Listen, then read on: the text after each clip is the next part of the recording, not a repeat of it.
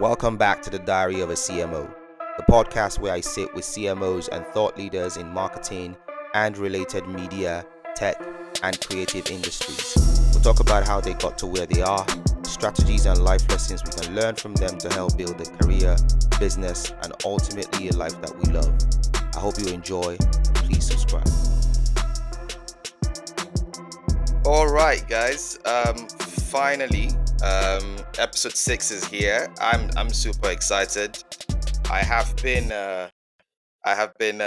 looking forward to this one. I think that this is going to be a very, very exciting and insightful episode for many reasons. Uh, Many reasons that has to do with the guest that I have here today. I think that many of you will be. Uh, this will probably go down as one of your favorite episodes of the podcast. So thank you again for joining us on episode 6 of the Diary of a CMO. My guest today is an absolute gentleman. I haven't met him in person, but the few footage I've seen here and there, a very calm demeanor. And I have a thing for, I appreciate, when I meet gentlemen, with very calm demeanor. We don't have a lot of that nowadays. So it's always a breath of fresh air. I have with me one of the legends of marketing in at least in my time. I cannot speak for any other time. At least in my time, and I feel very honored that he took the time to join me on the podcast today. I have none other than Andisa Ntsubane. I got that right, Andisa? Tell me I did. 120% correct. So Oh you man, did indeed. fantastic! I'm super proud of myself. Super proud of myself. Very good. Thank Um, you. Thank you I'm so gonna, much. And I'm gonna. thanks for the opportunity. Oh my God, it's such a pleasure. The pleasure is all mine.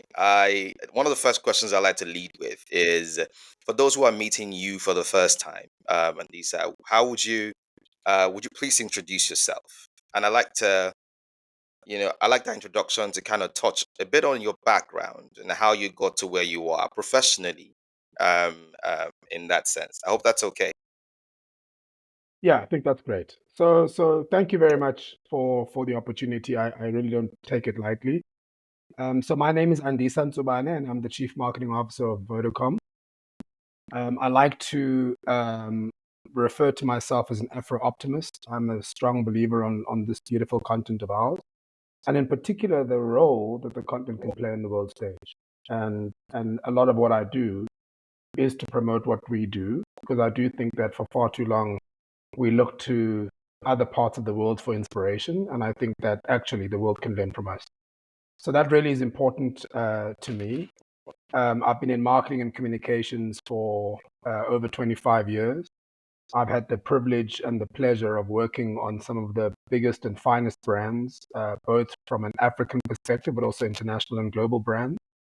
And I'm also an industrialist. I've gone across different industries, and I always love that because you learn new things across different industries. And I think the marketing principles stay the same, and how you apply them across different industries is really really profound. And so I've had the privilege of being in FMCG. I've been in banking, so Standard Bank and Stanbic Bank, and Stanbic IBTC Bank in Nigeria. That was probably my longest tenure, almost 10 years.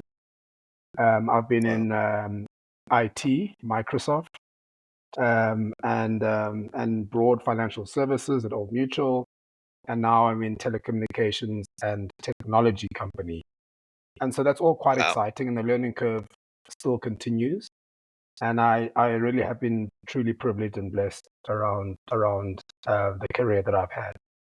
I think what is important, and I will perhaps talk about it towards the end, is around purpose and about finding your purpose, but also being quite intentional about where you're going in your life and in your career. Interesting.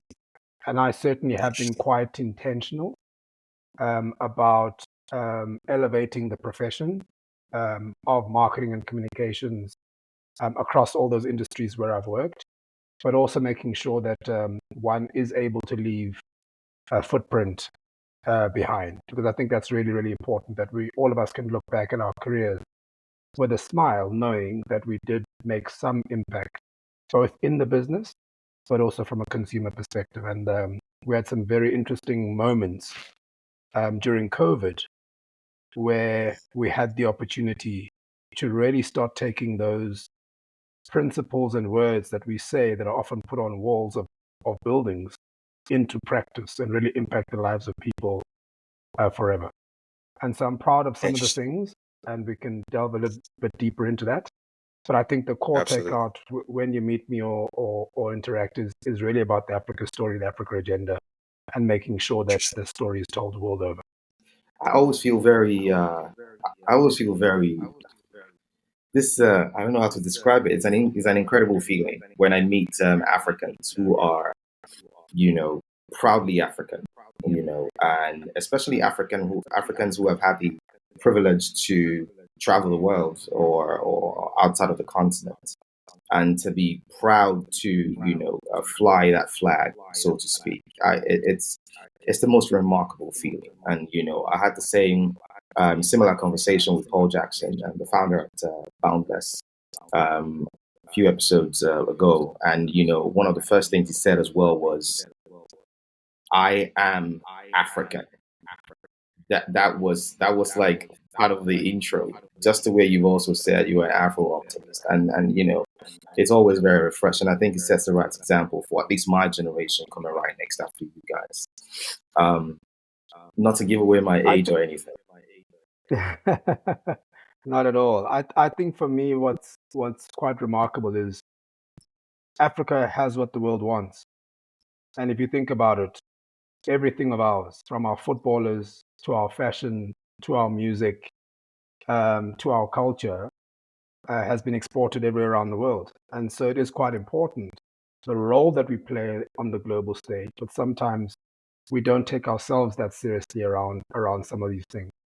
And that's why I always make it a point that on the platforms that I'm representing globally, that the Africa agenda is brought to bear front and center. And I've recently come back from Cannes, and Cannes Lions International Festival of Creativity. I refer to it as the World Cup of creativity. Right. It is the creme de la creme of creativity. And 2024 was its 71st edition, so 71 years of the festival.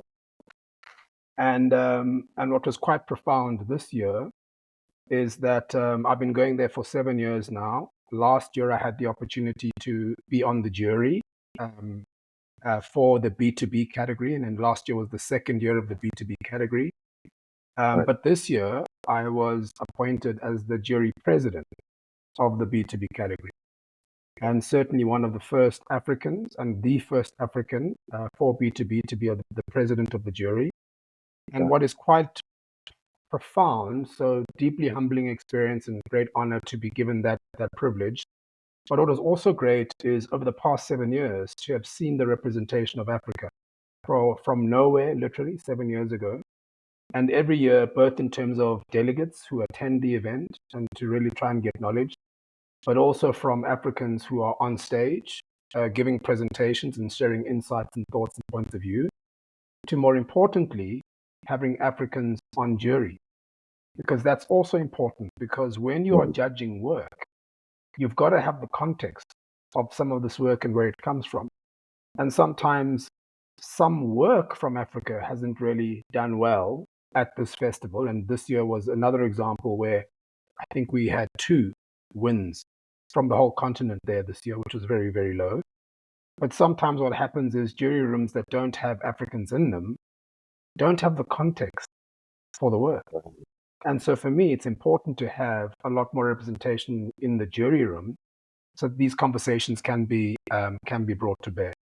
So I was really happy and proud to have a lot more presence across the different juries, and it was a great honor to be the president. And certainly for me, I wasn't just representing the world of B2B. I was representing the continent of Africa first, Absolutely. as well as the world Absolutely. of B2B around the world. And so it's important for me that you cannot have the World Cup of creativity and Africa is not a prominent feature within this, because I think some of the things that we're doing from a creative point of view are certainly deserving of the world's attention. And the last thing I'll say on this matter is, sometimes I talk about the most successful companies in the world solve problems and they make money doing it. And if you Right. think about it, the continent of Africa has the most problems. And therefore, we represent the single largest opportunity for organizations to solve real problems, because we face real problems here, but at the same time, to commercialize that. And one of the ways in which you solve problems, and one of the big instruments to do that, is creativity. And I've never been more assured in my life, as I have been over the past 2 years, having gone to Cannes, that creativity is one of the greatest levers and assets we have to solve some of the biggest issues that the world faces. That's incredible. That's incredible. I definitely was going to have the cast conversation with you, especially because of the role you played this year as the president of the jury. But I'm glad you already touched on, the representation of Africa and how, some of the ways that that can be better, not just from a participation point of view or entry point of view, but also from a sort of like a selection point of view as well.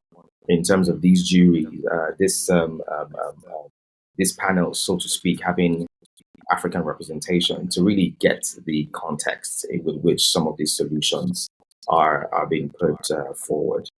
Um, I was going to ask you a quick question before we dive really deep into it, and it's a question about.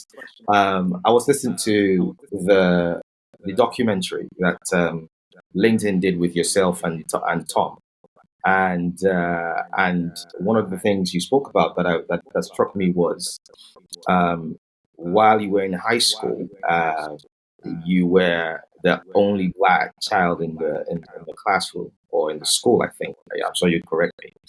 Um, and I'm just curious, to what extent do you think that background or that upbringing has affected your perception, especially from this Afro-optimism? Am I right? That's correct. Yes. To what extent has your upbringing or background affected that sort of outlook?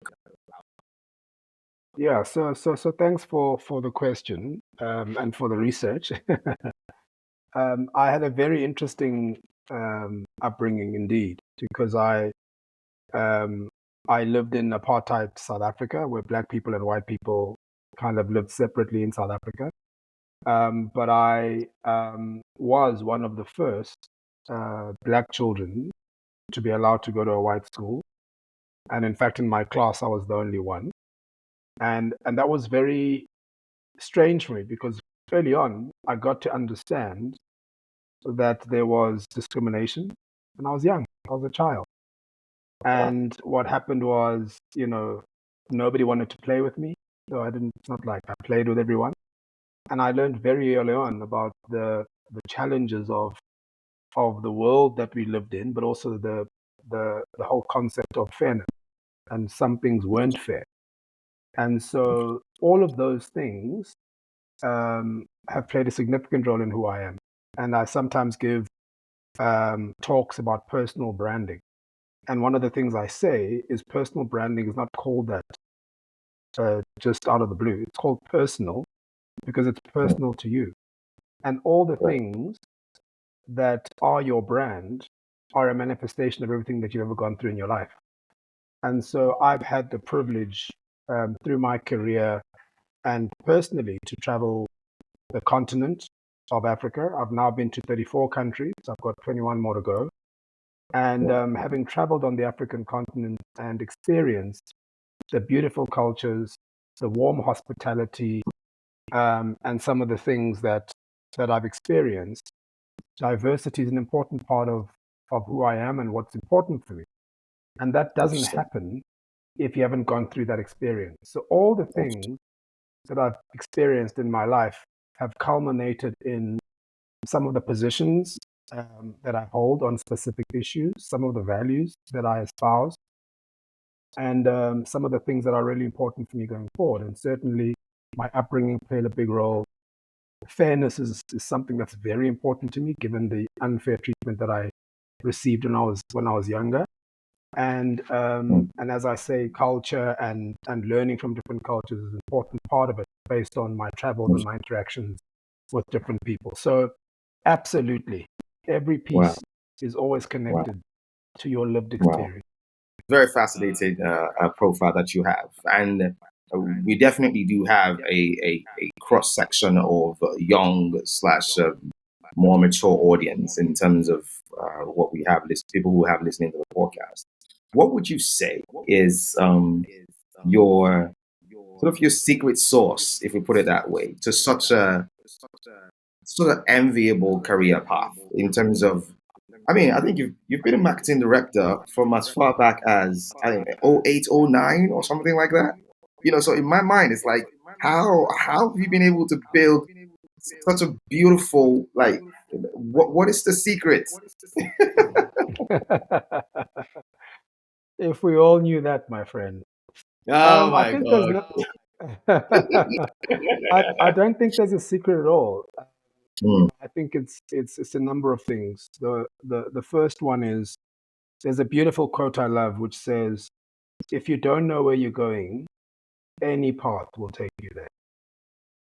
If you don't know where you're going, any path will take you there." So the first thing is about intentional about which path you're going.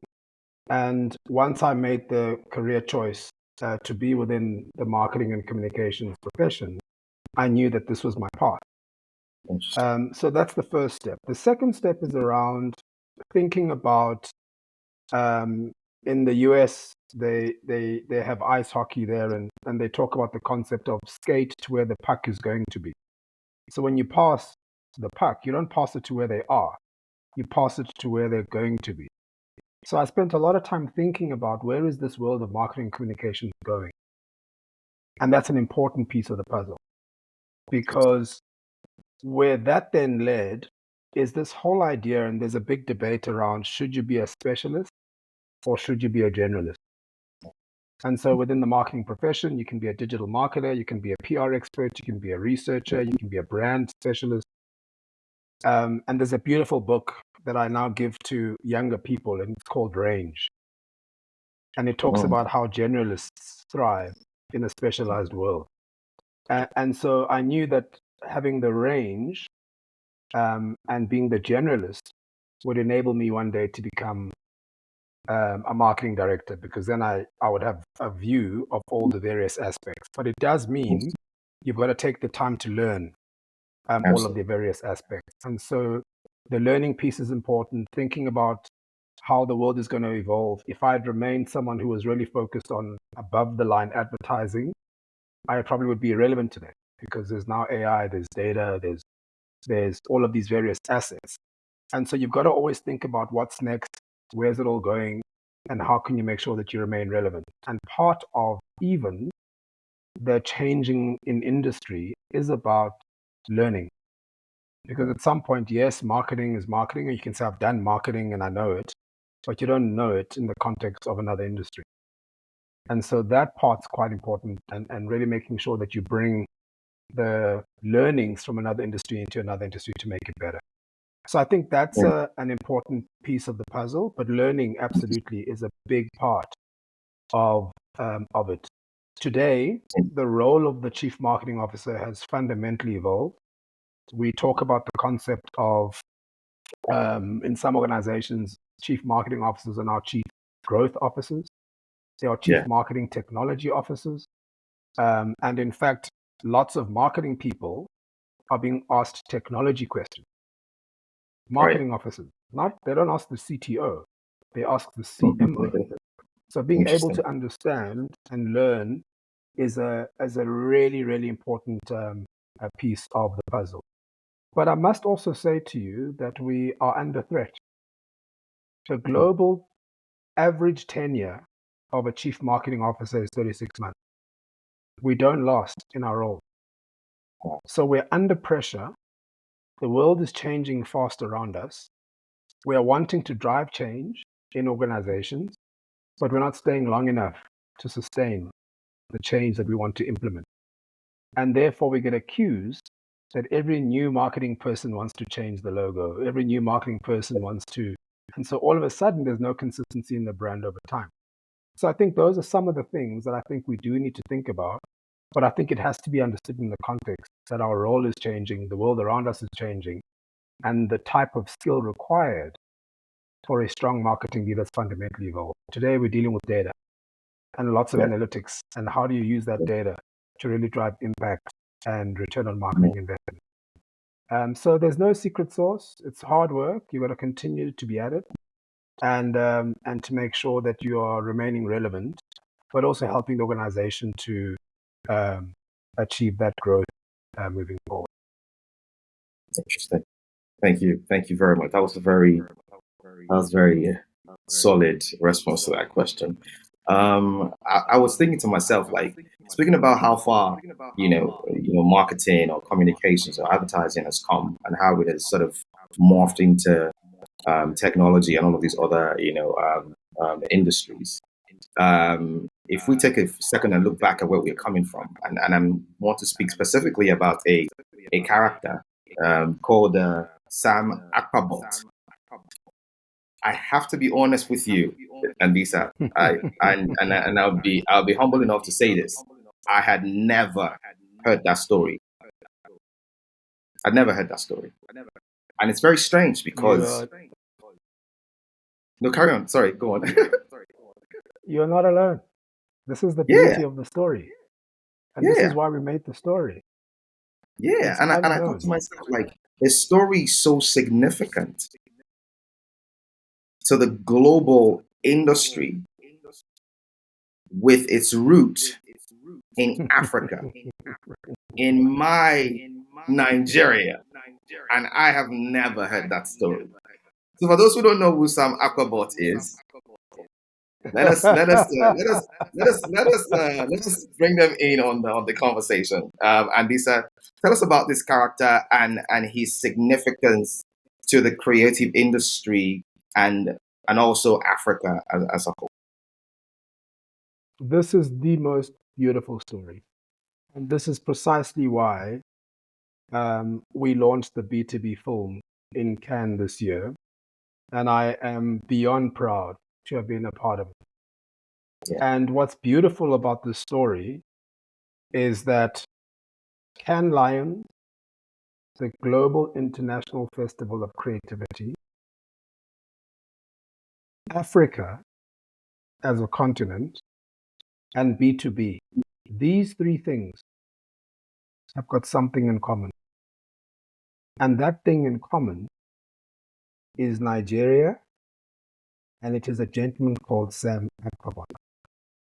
How amazing. It is beyond my wildest dreams, and it validates this Africa Agenda story in terms of a global platform. absolutely, absolutely. So, long story short, is that in 1956, the first ever Grand Prix, which is the main prize at Cannes Lions, the first Grand Prix ever to be awarded in Cannes, was in the first instance a B2B award. And you'll remember I said to you earlier on today that B2B was launched in Cannes 3 years ago. 3 years ago, B2B as a category was launched. Wow. But the Yeah. first ever, and people thought, wow, B2B is new, and it took the Cannes Lions team 68 years for them to go, well, we think it needs its own category. But the truth of the matter is, the first Grand Prix ever to be awarded was a B2B Grand Prix. And secondly, it won the Grand Prix. So Barclays Bank was the brand that won the Grand Prix. And it was for a piece of work that they did in Nigeria, which is really, really special. Incredible. And a British bank operating in Nigeria. And what they wanted to do was to get farmers in Nigeria to bank their money with Barclays Bank. And so they came up with this beautiful concept to try and galvanize and get farmers in Nigeria to bank with the bank. But they had a missing ingredient. And that missing ingredient was this whole idea that we talk about today around localization. They needed a local insight and a local ingredient to really bring the concept and the idea to life. Hence, ladies and gentlemen, Sam Akpabot. And Sam Akpabot was a musician who actually created the song Put Una Money for There. That was the name of the song. And Put Una Money for There was the jingle that actually captured the heart and imagination of Nigerian farmers way back in 1955, actually. And then in 1956, they won the Grand Prix. And that campaign would not have landed and galvanized Nigeria if it wasn't for the music and the song of Sam Akpabot. And so Sam Akpabot, for me, really represents a real legend that all of us stand on, whose shoulders we all stand, around the power of the African continent to impact the world globally from a creativity point of view.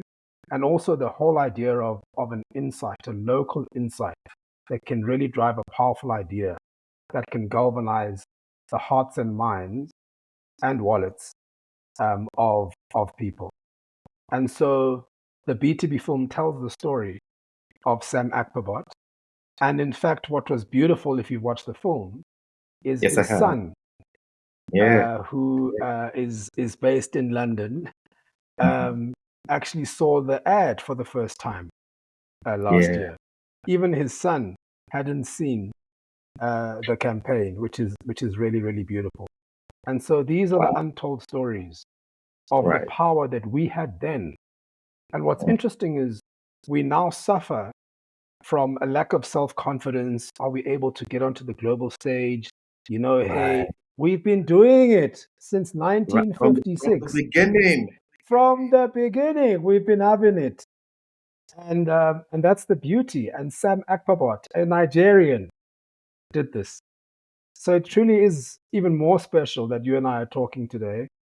And I just, I've never doubted in all my travels that Nigeria is certainly the heartbeat of the African continent, and the creativity, the energy is truly unparalleled. So yeah, a big moment, and I was certainly very Mm. proud Wow. when we launched the film in Cannes, and there were literally tears Wow. from wall to wall when we told the story of Sam Akpabot. Wow. And Lisa, I cannot thank you, Tom, LinkedIn, and the rest of the team, behind that documentary. It is a, it is a piece of work that would remain for eternity. It is a piece of work that every young African, every young creative talent on this continent, needs to see. As a matter of fact, has to be part of the school curriculum in some shape or form, you know, just so that this for lack of a better word, this nature of being conservative about whether or not we have what it takes to play there or we don't, so that right out of school, our young people in the industry who want to build career path within here know that it's not going to start with them. It has always been the name of the game from the jump, and it's such a. And I watched the clip from Cannes as well, with your what I call your presidential speech, and I think definitely one of the proudest moments for an African or Africans across the world. I have no doubt at all. Thank you so much for that. I was very proud as well. And I can imagine. if you've seen my presidential speech, I I had the map of Africa on Yeah. my yeah, and that's how I was quite intentional and deliberate about sharing Wow. this moment and this Wow. platform with this beautiful continent. I was talking about your material that talks about the managing brands across multiple geographies. And I was wondering if you could give us a very quick sort of masterclass in terms of the key concepts that you would like to share with the audience as nuggets on that topic. What does it take to manage brands across multiple geographies, especially within the context of Africa as a whole?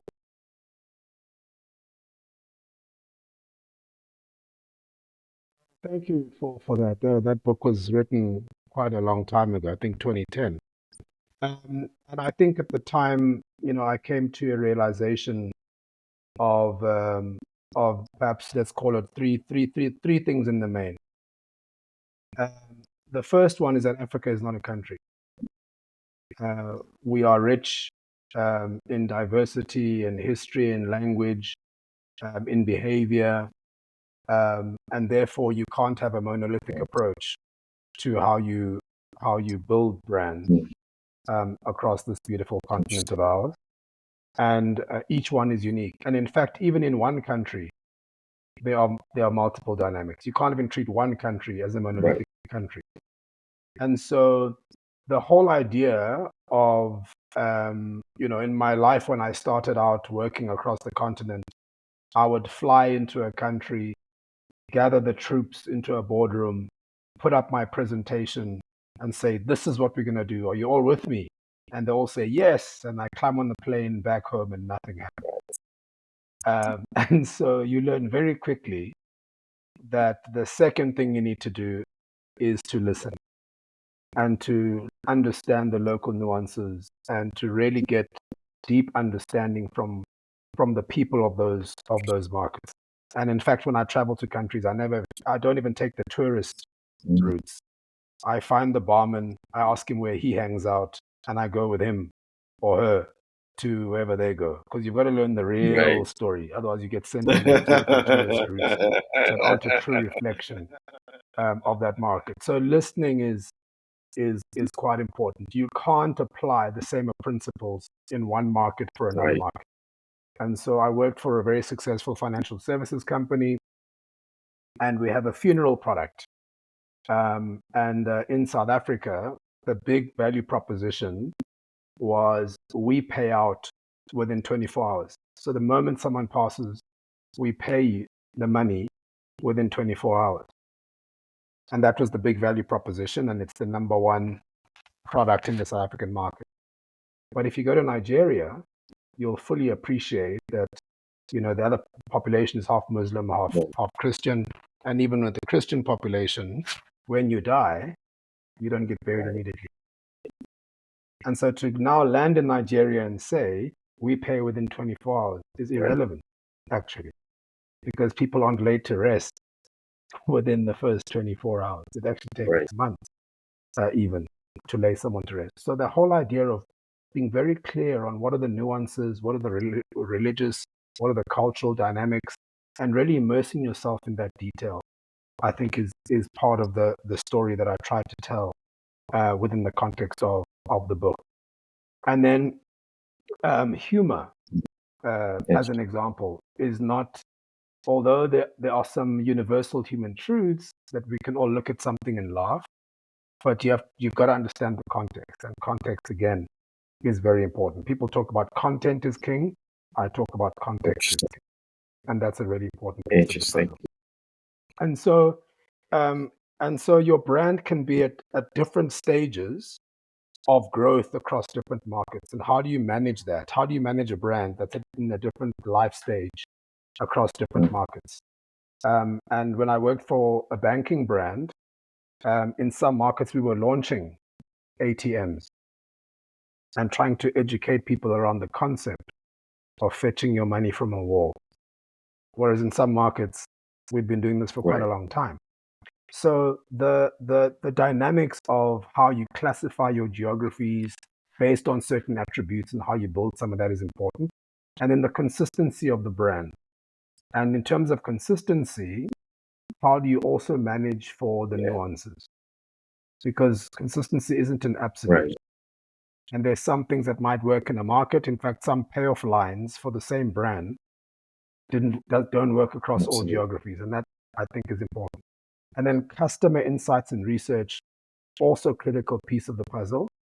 And in some of the work that I've done, notwithstanding what I've just Right. said earlier, what we've also found is that every market says, I'm different, I'm different, I'm different. But research tells us that actually we have more commonalities than differences. Right. And so what do I mean? If you are a family provider, 80% of the things we want are the same. Best education for our kids. It's like the same. It doesn't matter whether you're in Nigeria, South Africa, Kenya, Right. Malawi. If you're a family Right. provider, 80% of the things are the Right. same. And actually the 20% is where the real nuances are.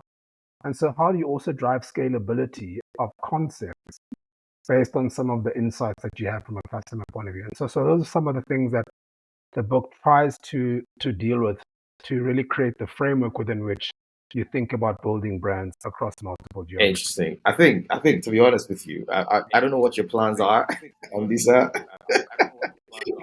don't know what your plans are, but I honestly think, when I get the opportunity to speak to people like you who have this wealth of experience, my my hope is that you you find a medium. It might be a book, it might be a newsletter, it might be a documentary, it might be whatever it is. This knowledge needs to be documented, which is one of the reasons I am doing the Diary of a CMO. Um, I'm I am I'm fascinated by the idea of playing my part in documenting, in creating this repository of knowledge and experience that young Africans and young people across the world can have the opportunity to, come to a platform like this and really learn, what it really takes to do what you do. So I hope, on behalf of every young man and woman, I hope that you would consider whether it's a book or a document. I don't know what it is, so that this can be documented. Um, Speaking about brands, and Thank you. as we start to sort of wind down, because I know that we don't have much time left. One of the things that you have said, which I wrote down, is leadership brands take leadership positions. From my point of view, one of the requirements to be able to do that, I propose, is the boldness and the courage to take that position. And I find that there's a thin line between being able to lead certain conversations as a brand and not wanting to, ruffle the wrong feathers, in that manner of speaking. But I'd let you, educate us when it comes to that concept of leadership brands take leadership positions. What are you proposing?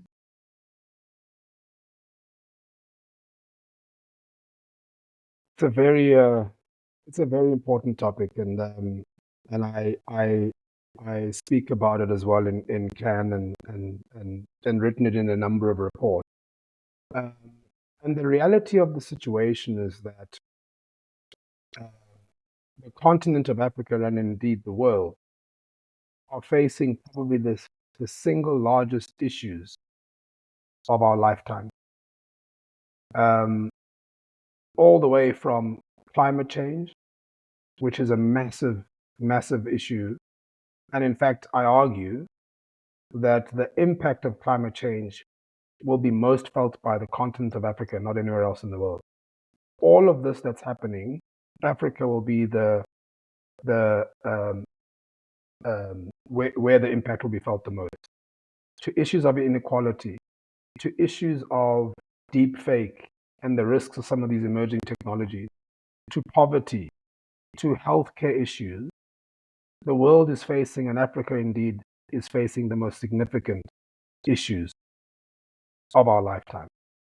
And what I am seeing is brands actively deciding to take a position on some of these issues that the world is facing and taking action aligned to those issues and those positions which they hold. And what's more important is that they are making those decisions based on their organizational purpose and why they exist. They're making those decisions based on their brand promise. They're making those decisions based on the sustainability agenda of the organization. And we saw a lot of that coming through. And I spoke at length in 2020 about how there has never been a more important moment than that time for brands to step up and deliver on their promise and their purpose. In a time where human beings around the world, lives were being lost. And we used to talk about this concept of humanized growth. And I argued, how can you talk about humanized growth when there aren't any humans? And at the time, I worked for a company called Old Mutual. And we made a decision that in some markets, as you may well know, vaccinations weren't free. People had to pay. And we made a decision that actually we will pay for vaccinations for our customers. There's no better marketing than that.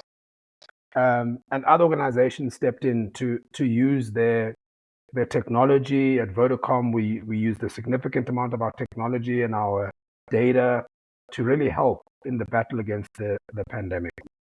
And so the principal point is that leadership brands take positions on these issues that are so important to them and their sustainability agenda, but also in service of their customers. And last year and this year in particular, I argue that the companies that are most likely to solve the biggest issues that the world faces are B2B companies. It's not consumer brands. It's actually B2B companies that are going to solve some of these big issues. And so one of the work that we awarded in Cannes this year was from an organization called DP World. And they're a global shipping company, actually.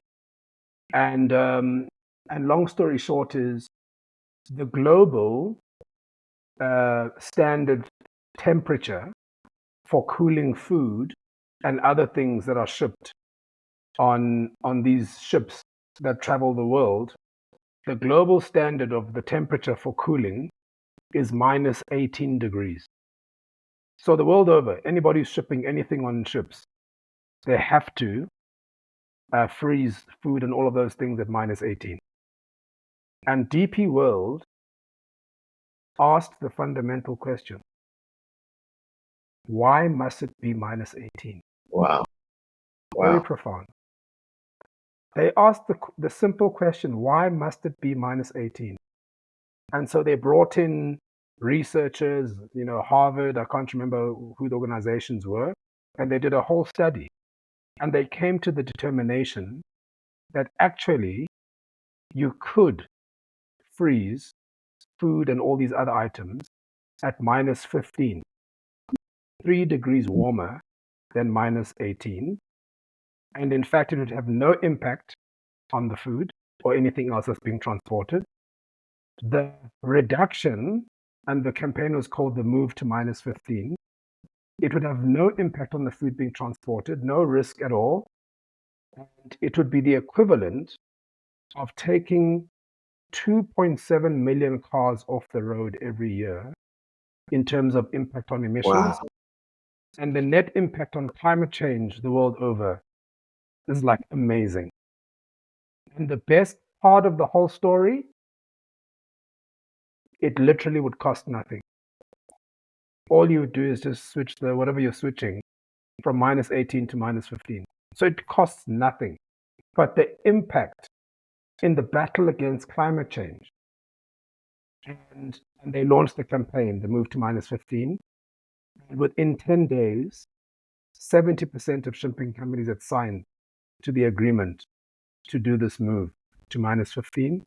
And they launched the campaign at COP28 last year. And powerful. The simplicity of the Yeah. idea, the boldness of Yeah. the thought to Yeah. challenge status quo, and the net impact in the battle against Yeah. climate change. And this organization made it its mission to take up that position to help address this big issue that the world faces. And truly powerful, truly inspiring. And I saw a lot of great work that was really, really um, focused on addressing, whether it was poverty, across the different categories, racism, lots of work in the fight against racism as well. And that for me is really important because I argue that customers customers reward brands that take those leadership positions. Um, the the one question I will ask before the last one is the conversation regarding policy making. I think, especially, I think I've asked almost every guest I've had the policy question. Just because I think that there is a lot of conversations to be had around that, as it relates to the creative industries, new and advanced technologies around AI and the rest of them.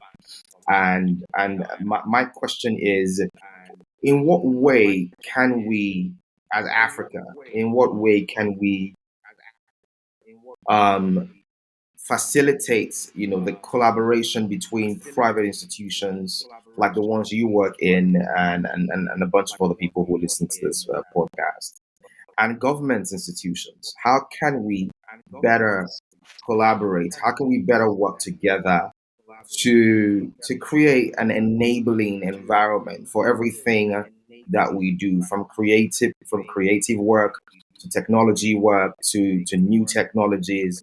How can we do that better? I mean, we might be, I know that in some markets in the West, there probably are things people are already doing to do that. But I'm just curious, what is your take on how can we better work together with government institutions to drive policy making in a way that enhances all of these industries?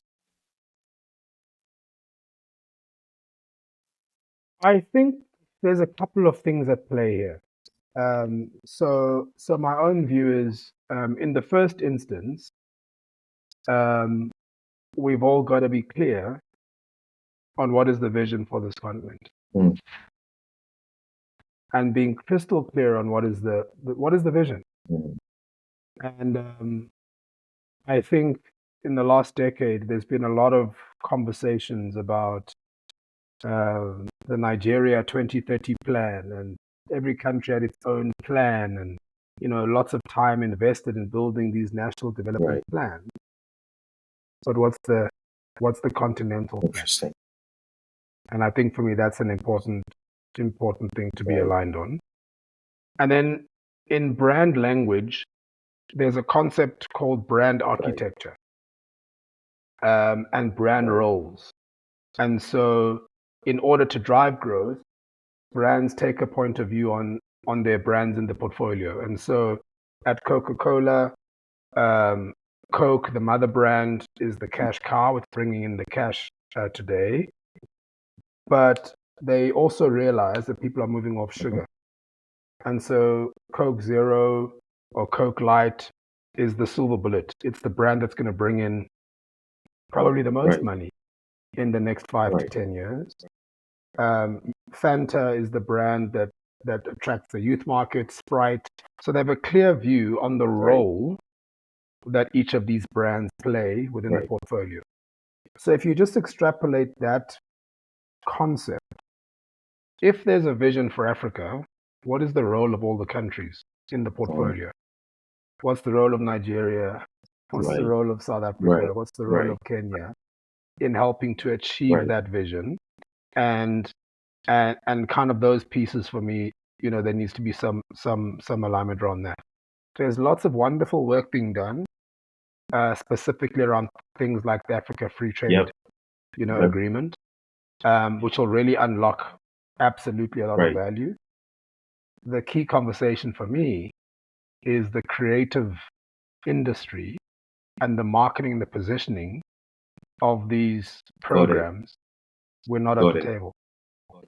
And I think we've got a significant role to Yes. play in both marketing, communicating some of these programs in a way that can help to change Right. perceptions of the African continent in the first place, but also to attract a lot more people to be a part of the free trade agreement and to be a part of these big, bold initiatives that we're driving. Because as marketers, our role is that Yeah. important. And I'm part of some sustainability council, and we were discussing climate change. And another colleague from the US said the most profound thing. And he said, climate change is a marketing problem. I said, pardon? He said, climate change is a marketing problem. And he says, do you know why? He says, because our job is to change behavior. People aren't changing behavior. Governments aren't changing behavior. People aren't taking it. So it's a marketing problem. So we're not doing our job to change the behavior, which is a profound thing Wow. to think about. Just like, if you think about it, COVID-19 and vaccination was a marketing problem. We had to convince Right. citizens to go get Right. vaccinated. Marketing Right. problem. And therefore, the role we play in all of these pieces is important. And how do we market, communicate the continent in a positive manner? How do we care about the role of each of these markets? And also, how do we promote and amplify the enablers, such as the Africa Free Trade Agreement and some of the other great initiatives that Right. we're driving, and make sure that there's great collaboration between the private and Right. Interesting. Wow. Thank you very much, Andisa. And this is what I thought it was going to be. I mean, for everyone who's listening to this podcast now, I'm sure you'd agree. There's a lot to unpack in all of these conversations that we've been having. Unfortunately, we have to let Andisa go. Our last question, like we like to ask a lot of our guests, is what would Andisa say to 15-year-old Andisa? If you were a little small, if we're still small voice somewhere behind his ears, what would you say to 15-year-old Andisa? I wanna end the story by a little story that answers your Interesting. question. In 2022, I had the privilege and profound experience that changed my life. Mm. And in 2022, in March, 23 of us went to a country called Panama on a retreat. And 20 years ago, an American man named Nathan Gray bought hectares and hectares of land in this country called Panama. And 20 years ago, there was not one single tree there. And over the past 20 years, they've planted more than 4 million trees. And today, it's a rainforest. It's this big forest. And that's where we were, in the jungle, in the forest in Panama. And they told us on the Sunday when we arrived that on Friday, before you leave here, you will share your purpose in life with the 22 other people that were there. But you can't talk about your purpose if you haven't healed from your past. And so Monday and Tuesday, we were healing from the past, and they made us do some really, really profound and emotional initiatives and Right. exercises. Really, really emotional. And the stories we shared there with each other were, we're forever connected, the 23 of us. I mean, we're so deeply connected in terms of what happened. The Wednesday, where are you now in your life? And they take you through exercises to review where you are in your life. Thursday, we did a 6-hour silent hike, no talking. And then in the evening, they gave you models and frameworks for thinking about where you're going in your life. And then on Friday morning, they made you share your draft purpose statement in small groups of 3. and it was fascinating. So you share, I shared my job purpose statement with two other people, and the one person said to me, "Sorry, man, Andisa, I've only known you for a week. That's not your purpose." And you're like, Wow. "Whoa!" You're like, "No, that's not your Wow. purpose. Definitely, not. I've only known you for a week." And you kind of go, "Oh, that's very useful." And then you refine, and then on Friday afternoon you share your purpose with the whole group. It was life Wow. changing, and I tell the story because two things happened. The one is a couple of revelations when I was there. One of them was I'm in the last half of my life, Wow. and I started thinking about that quite Wow. deeply. To say if I'm in the last half of my life, I have to be intentional about what I do with it. And then the main story is that on the first day, on the Sunday when we arrived, and Nathan Gray, this American man, was standing talking to us about why he chose Panama, why he came here. He said a sentence that changed everything for me. And he said the sentence and he carried on. I don't think anybody else heard it. And in the sentence was the gift of the three words. And he said, "I'm trying to create something worthy of emulation. I'm trying to create something worthy of emulation." And I started thinking about this concept of being worthy of emulation. And I started thinking about it in the context of my life. Is my life worthy of emulation? And not in material ways, but, Absolutely. and I started thinking about it in the context of my work and the idea of building businesses and brands that are worthy of emulation. And so I now have that clarity. And what I love about being worthy of emulation is you have to keep working at it. And so I probably would have loved to have had this revelation when I was Right. 15, so that I was being crystal clear on what I'm trying to do in both my personal and professional life. But that's where we are. Wow. And I know that we're almost out Wow. of time, but I'm really focused and encourage all the people that are listening to the podcast to really think about how you can live a life worthy of emulation. Wow. Thank you. Andisa Ntsubane, it's been an honor, a rare privilege to have had these conversations with you. I wish we had more time. I wish that, sometime in the future, maybe another months or whatever from now, I could rob you of another, 45 minutes, an hour ish, and unpack a lot more of this. Well, thank you so much. It's been such an incredible conversation, incredible time with you.